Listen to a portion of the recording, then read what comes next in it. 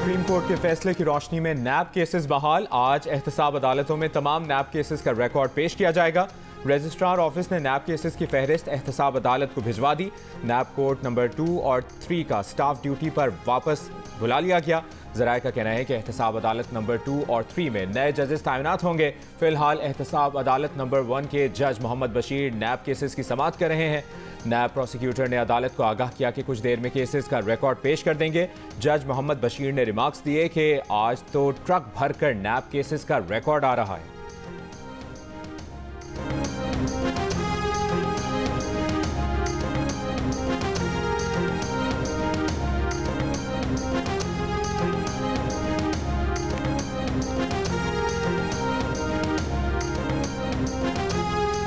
साबिक वज़ीर आज़म शहबाज शरीफ और मुस्लिम लीग नून की नायब सदर मरियम नवाज लाहौर से लंदन रवाना हो गए।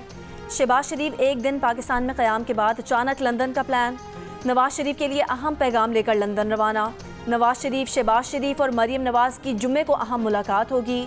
नवाज शरीफ की 21 अक्टूबर को वतन वापसी के हतमी प्रोग्राम के अलावा इलेक्शन से मुतालिक भी अहम फैसले मुतवक्के।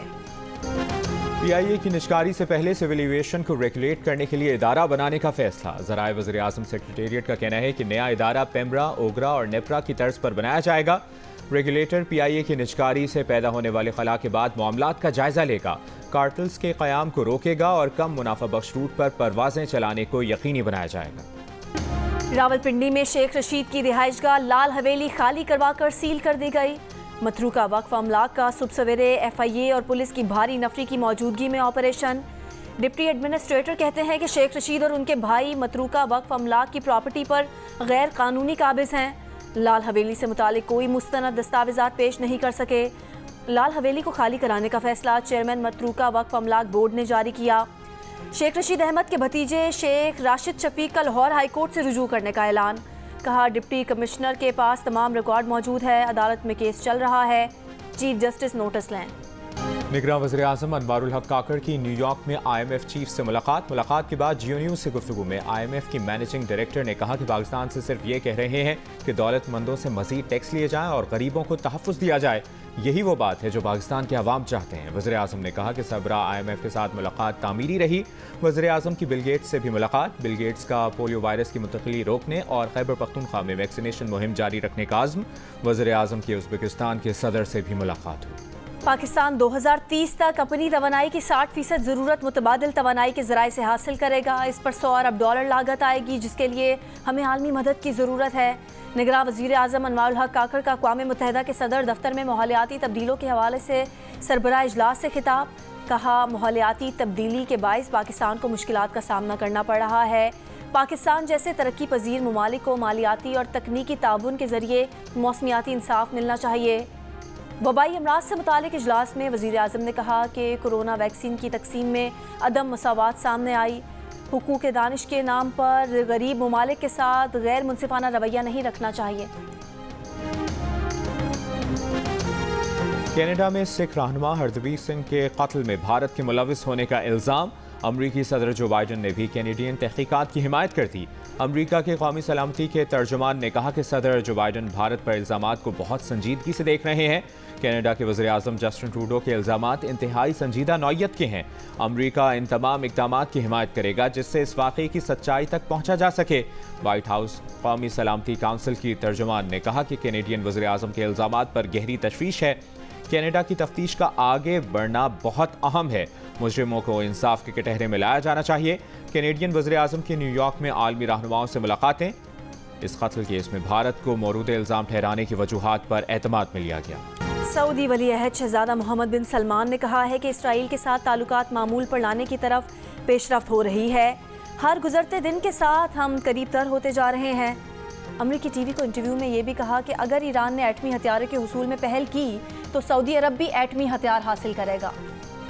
इसराइली वज़ीर-ए-आज़म ने न्यूयॉर्क में तुर्क सदर से मुलाकात की और कहा कि दोनों ममालिक के दरमियान ताल्लुकात में बेहतरी हौसला अफजा है। हम तिजारत, मईशत और तवानाई के शोबों में दो तरफा रवाबित के फ़रोग़ में संजीदा हैं। इसराइली वज़ीर-ए-आज़म ने यह भी कहा कि दोनों ममालिक की सिक्योरिटी सर्विसेज के बाहमी ताउन से हमले रोके गए और जानें बचाई गईं। उन्होंने पार्टनरशिप को आगे बढ़ाने के लिए दो तरफा दौरों की उम्मीद भी जाहिर की। इस्लामाबाद हाई कोर्ट से चेयरमैन सेनेट सादिक संजरानी के भाई राज़िक संजरानी को तौहीन अदालत का शो कॉज नोटिस जारी। जस्टिस बाबर सत्तार ने तहरीरी हुक्मनामे में कहा कि स्टेट ऑफिस हुकाम ये ना बता सके कि 33-34 साल का शख्स ग्रेड 22 का अफसर कैसे हो सकता है। तासुर है कि राज़िक संजरानी को चेयरमैन सेनेट का भाई होने पर कैटेगरी 1 की रिहाइश का फेवर मिला। सोचा भी नहीं जा सकता कि चेयरमैन सेनेट ताकत के इस्तेमाल से अपने भाई को सहूलत देंगे। अदालत ने 1 सितंबर को राज़िक संजरानी को मुकदमे में फरीक बनाकर 15 सितंबर तक जवाब तलब किया। राज़िक संजरानी ने अदालती दायरे इख्तियार पर एतराज़ात उठा दिए। अदालत का कहना है कि दायरे इख्तियार का तयन करना किसी फरीक का नहीं, अदालत का काम है। राज़िक संजरानी 21 सितंबर तक तौहीन अदालत के शो कॉज का जवाब जमा कराएं। बताएं कि वो कैटेगरी 1 रिहाइश के अहल कैसे हैं। केस की समाअत 22 सितंबर तक मुलतवी।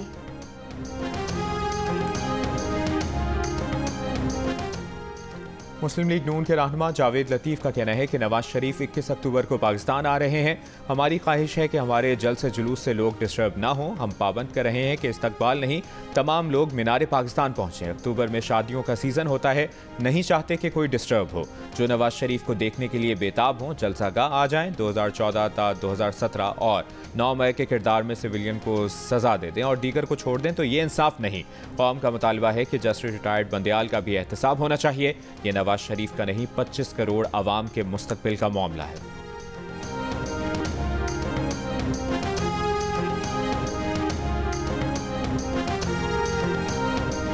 रहनुमा पीपल्स पार्टी नदीम अफजल चंद ने पंजाब में इस्तेहकाम पाकिस्तान पार्टी बनाने का इल्ज़ाम मुस्लिम लीग नून पर लगा दिया। दावा किया कि नून लीग इस वक्त भी हुकूमत में है। प्रोग्राम कैपिटल टॉक में गुफ्तगू करते हुए रहनुमा नून लीग अता तारड़ ने कहा, पंजाब के निगरान वज़ीर आला को जरदारी की जितनी कुर्बत हासिल है बहुत कम लोगों को हासिल है। पीपल्स पार्टी के साथ महाजराई नहीं चाहते। तहरीक इंसाफ के वकील बैरिस्टर गौहर खान ने कहा कि चेयरमैन तहरीक इंसाफ को अगले हफ्ते साइफर केस में जमानत मिल जाएगी और वो जेल से रिहा हो जाएंगे।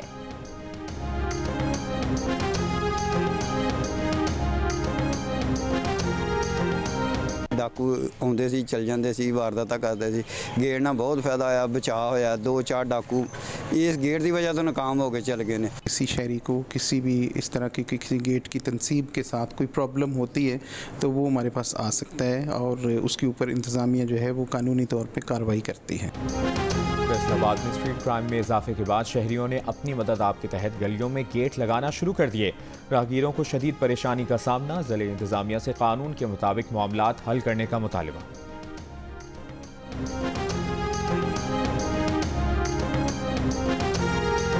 कराची में 24 घंटे के दौरान मतला जुज़वी अबर आलूद रहने का इम्कान।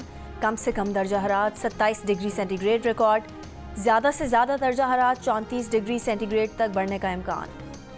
ईरानी सदर ने सऊदी अरब पर फ़लस्तीनियों के साथ धोखाधड़ी का इल्ज़ाम आयद कर दिया। कहा, खित्ते के ममालिक और इसराइल के दरमियान ताल्लुकात फ़लस्तीनियों की पीठ में छुरा घोंपने के मुतरादिफ होंगे। चेयरमैन पाकिस्तान पीपल्स पार्टी बिलावल भुट्टो जरदारी आज 35 बरस के हो गए। लाहौर में सालगिरह की तकरीब, केक काटा गया, आतिशबाजी का मुजाहरा। हैदराबाद में कस्टम इंस्पेक्टर मोमिन शाह के घर पर कार्रवाई का मामला। मोमिन शाह के खिलाफ मुकदमा दर्ज कर लिया गया। मंगल के रोज मोमिन शाह के घर पर छापे के दौरान 4 नॉन कस्टम कीमती गाड़ियां, बड़ी तादाद में असलहा, दर्जनों कीमती नूर जानवर, 1 किलो सोने के जेवरात समेत दीगर अशिया बरामद की गई थी। बलूचिस्तान के 4000 स्कूलों में बैतुल खला की सहूलत नहीं और इसमें गर्ल्स स्कूलों की तादाद ज़्यादा है। यूनिसेफ की रिपोर्ट में इंकशाफ। रिपोर्ट के मुताबिक बलूचिस्तान में 6700 स्कूलों में सिर्फ एक उस्ताद तैनात है। तालीमी इदारों में सहूलियात और असातिज़ा की कमी के मनफी असरात सूबे की तालीम पर पड़ रहे हैं। वज़ीर तालीम बलूचिस्तान कादिर बलोच ने कहा कि हर महीने महकमा तालीम में तकरीबन 400 असातिज़ा रिटायर हो जाते हैं। नई भर्तियों का अमल सुस्त रवि का शिकार होने की वजह से सूबे में तालीम का शोबा दिन ब दिन पस्ती की जानिब जा रहा है। जैसे मुसाफिर है जो पिंडी जाने वाले हैं, हमें बहुत परेशानियां हो रही हैं। जो दूर दराज के इलाकों में भी जो नेट को सर्विसेज दे रही थी वो भी बंद पड़ी हुई हैं। जब तक हमारे ये मुतालिबात मंजूर नहीं होते हैं तब तक हम धरने में बैठे हैं। नॉर्दर्न एरिया ट्रांसपोर्ट कॉरपोरेशन नेटको के मुलाजमीन का पूरे गिलगित बल्तिस्तान में धरने का 8वां रोज। एडहॉक अलाउंस की फौरी अदायगी और कॉन्ट्रैक्ट मुलाजमीन को मुस्तकिल करने के मुतालिबात। धरनों के बाइस कॉरपोरेशन की बैन अजलाई और मुल्क के दीगर शहरों के लिए चलने वाली हर किस्म की ट्रांसपोर्ट मुकम्मल तौर पर बंद। मुसाफिरों को शदीद परेशानी और मुश्किलात का सामना।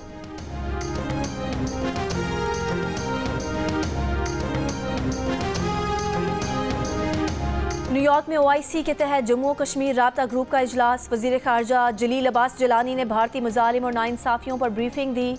न्यूयॉर्क में शंघाई ताउन तंजीम की वज़राए खारजा काउंसिल का गैर मामूली इजलास भी हुआ। वजीर खारजा का आलमी तनाज़ात के अक़वाम मुत्तहिदा की करारदादों के मुताबिक हल की ज़रूरत पर जोर। जलील अब्बास जिलानी ने अफगानिस्तान के लिए अमरीकी नुमाइंदा खुसूसी थॉमस वेस्ट और अरब लीग सेक्रेटरी जनरल से भी मुलाकातें की। बरतानिया ने पेट्रोल डीजल पर चलने वाली गाड़ियां बंद करने की पॉलिसी में ताख़ीर कर दी। अब बरतानवी सड़कों पर पेट्रोल डीजल वाली गाड़ियां 2030 के बजाय 2035 तक चलाई जा सकेंगी। वज़ीर आज़म का ऐलान। कहा, साल 2035 के बाद पेट्रोल डीजल से चलने वाली नई गाड़ियां बंद कर देंगे, मगर सेकंड हैंड गाड़ियां चलाने की इजाज़त बरकरार रहेगी। उन्होंने कहा कि टेक्नोलॉजी में पेशरफ्त के सबब 2030 तक बेशतर कारें बिजली पर चलने वाली होंगी। 2050 तक नेट ज़ीरो यानी पेट्रोल डीजल फ्री बरतानिया का हदफ हासिल करने के लिए अज़्म का भी इजहार। वर्ल्ड कप के लिए कौमी स्क्वाड की तश्कील से मुतालिक हतमी सेशन आज मुतवक्के। गुज़िश्ता रोज़ भी 3 घंटे तक PCB का मुशावरती अमल जारी रहा। मुशावरती अमल के इजलास में चेयरमैन ज़का अशरफ के अलावा दीगर ओहदेदारान और क्रिकेट टेक्निकल कमेटी शरीक हुई। ओवर 40 क्रिकेट ग्लोबल कप में पाकिस्तान वेटरन्स ने नेपाल को 248 रन के बड़े मार्जिन से शिकस्त दे दी। इवेंट में पाकिस्तान की ये मुसलसल दूसरी फतह है। मैच जियो सुपर से बराह रास्त नशर किया गया। हम लोग हमेशा किसी होप के इंतज़ार में रहते हैं, मगर इसके बजाय शायद हम लोग को खुद ही कुछ करना पड़ेगा। कोई आ नहीं रहा हमारी हेल्प करने। कहानी बहुत शानदार थी, बल्कि मैं कहूँ खुले लफ्ज़ों में बहुत कुछ कह दिया गया। Unbelievably, it was very beautiful and very relevant to the Pakistani context. जियो और आर्ट्स काउंसिल के इश्तराक से कराची में जारी पाकिस्तान थिएटर फेस्टिवल की रौनकें अरूज पर। गुज़िश्ता रोज़ की भरपूर परफॉर्मेंस ने हाज़रीन के दिल मोह लिए। फेस्टिवल में आज ड्रामा साजिश की वजह से खेल मुलतवी के 2 शोज़ होंगे। फेस्टिवल में आज रात 8 बजे श्रीलंकन ग्रुप की जानिब से drama can be any man's story पेश किया जाएगा।